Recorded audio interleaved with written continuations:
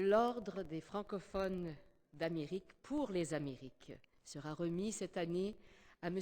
David Cherami. M. David Cherami a contribué à remettre sur pied la francophonie acadienne.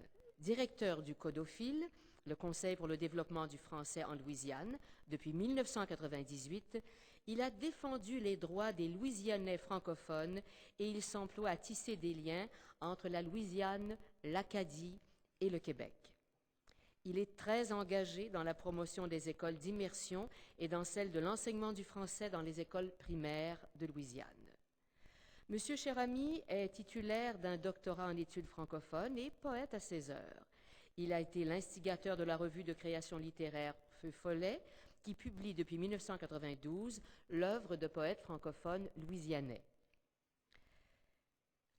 à laquelle, bien sûr, il participe.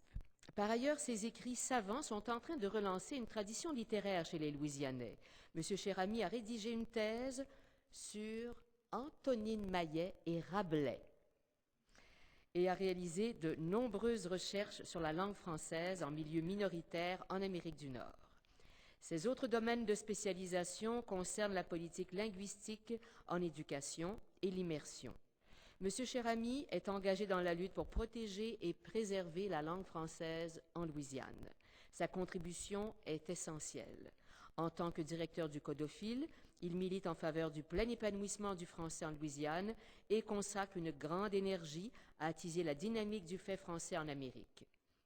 Il a représenté l'État de la Louisiane à plusieurs sommets de la francophonie, comme celui de Bucarest et de Moncton, ainsi qu'à des réunions universitaires internationales. Pour exprimer la reconnaissance du Québec à votre contribution à la diffusion de la langue française en terre d'Amérique, le Conseil supérieur de la langue française a l'honneur de vous remettre, monsieur, l'Ordre des francophones d'Amérique.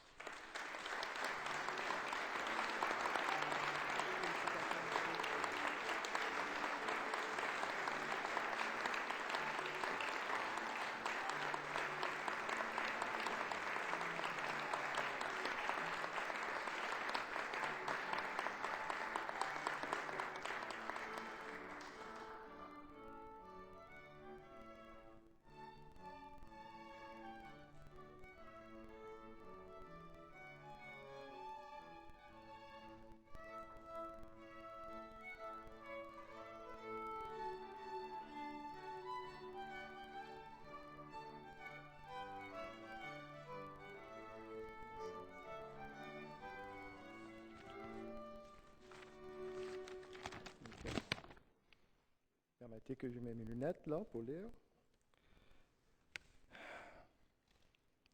Chers amis, présents et absents, nouveaux et anciens, je n'ai jamais voyagé vers autre pays que toi, mon pays. Cette phrase célèbre du grand poète Gaston Miron pourrait bien s'appliquer à moi aussi et à beaucoup d'autres Louisianais. Si je me tiens devant vous ce soir pour recevoir cet honneur, c'est parce que ma vie a été jusqu'à présent un long voyage vers mon pays, la Louisiane. Le véhicule qui m'a porté dans ce voyage, c'est la langue française dans toute sa variété chatoyante et multicolore. Le plus incroyable de ce voyage, c'est qu'il a failli ne pas avoir eu lieu du tout. Petit garçon, fils de parents francophones d'ailleurs, j'étais élevé dans la seule langue prometteuse d'avenir en Louisiane, l'anglais. Ma vie ressemblait à tant d'autres de petits Américains de ma génération. Je trouvais, comme mes collègues, que le français n'était qu'un charabia incompréhensible, tout juste bon pour les vieux et les pauvres.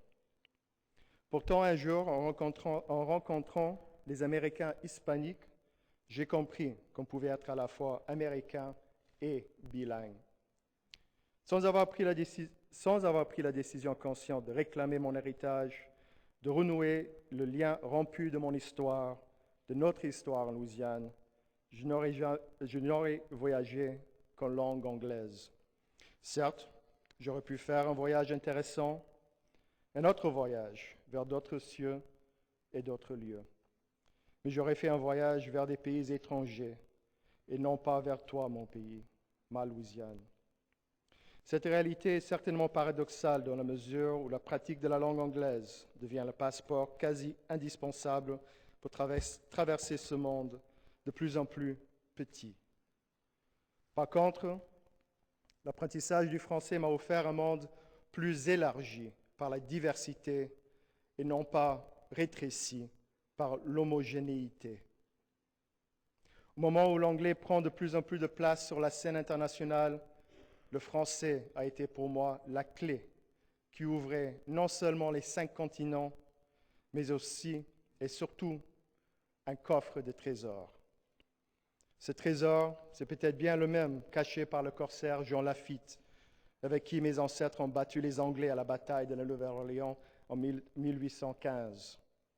Le français a été la clé qui m'a permis de jouir d'un héritage qui me revient de droit, depuis Charlemagne, en passant par Rabelais, les frères Bienville et Iberville, Beausoleil-Broussard, et par tant de femmes et hommes, anonymes ou célèbres, qui ont contribué à l'enrichissement de ce patrimoine robuste et pourtant fragile. En m'honorant de cet ordre des francophones d'Amérique, le Conseil supérieur de la langue française place mon nom à côté des 9 autres Louisianais qui ont préparé le chemin pour mon arrivée ici ce soir. Je suis certain que dans les années à venir, d'autres Louisianais vont contribuer à la tradition de puiser dans ce trésor de la langue française et de le faire fructifier et de me suivre sur ce voyage vers toi, mon pays, la Louisiane. J'aimerais conclure en remerciant le Conseil de la distinction qui m'a accordée et en récitant une autre citation de Gaston Miron que je trouve particulièrement à propos pour tous les francophones d'Amérique. Nous reviendrons, nous aurons à dos le passé, et à force d'avoir pris en haine toutes les servitudes, nous serons devenus des bêtes féroces de l'espoir. Je vous remercie de votre attention.